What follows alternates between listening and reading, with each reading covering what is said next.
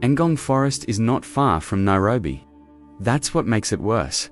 You can hear traffic from certain edges. You can see the city skyline through the trees.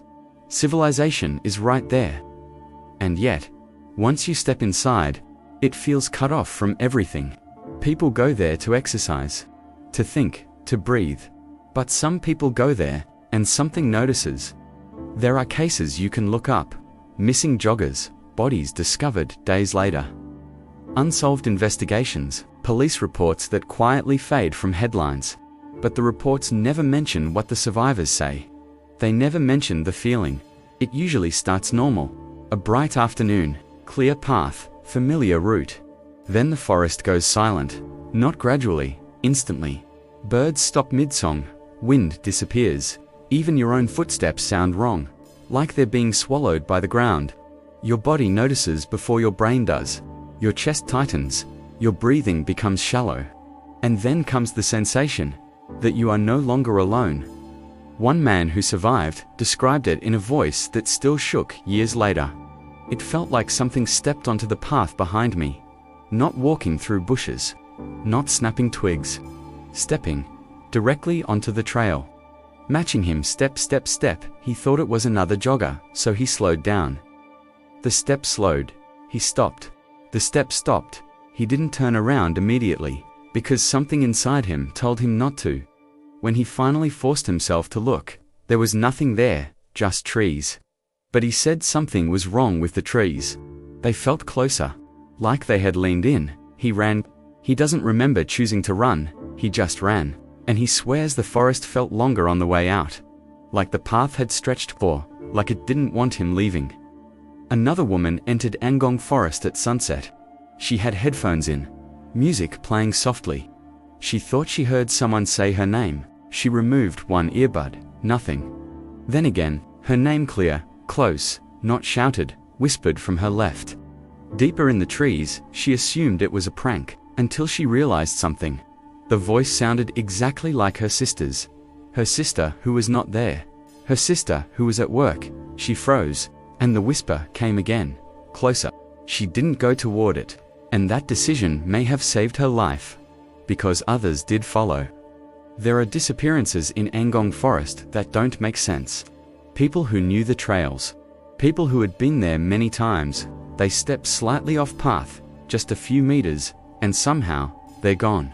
Search teams comb areas thoroughly, and still miss things.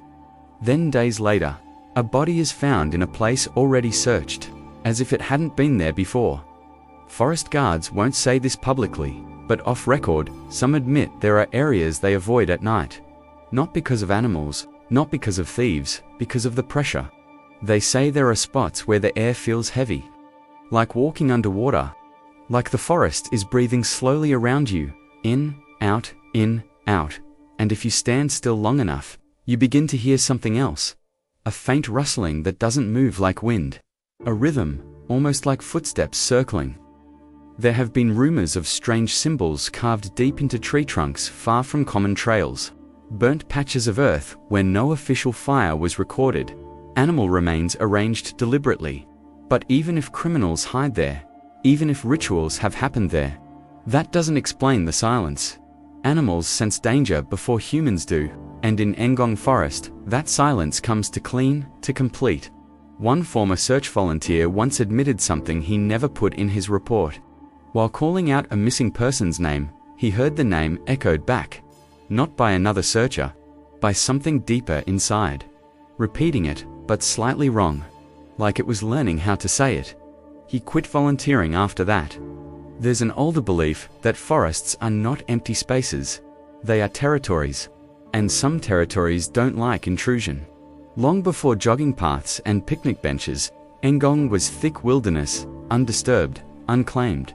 And some say certain places remember what they used to be. You see, when fear hits inside that forest, it doesn't feel normal.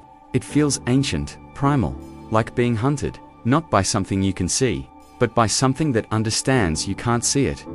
The most disturbing part, Ngong Forest doesn't look cursed, it looks beautiful. Sunlight filters perfectly through branches. Children laugh near the entrance. Cyclists take selfies. And maybe that's how it works. It doesn't chase everyone. It doesn't need to. It waits. For the right person. For the one who walks a little too deep. For the one who ignores that first warning chill. For the one who answers when their name is called. So if you ever go to Ngong Forest, and the birds fall silent, and the wind dies, and the trees begin to feel too close, leave. Do not run blindly. Do not step off the trail. And if something whispers your name in the voice of someone you love, do not respond, because some people did. And when search teams called their names days later, something deep in the forest whispered back,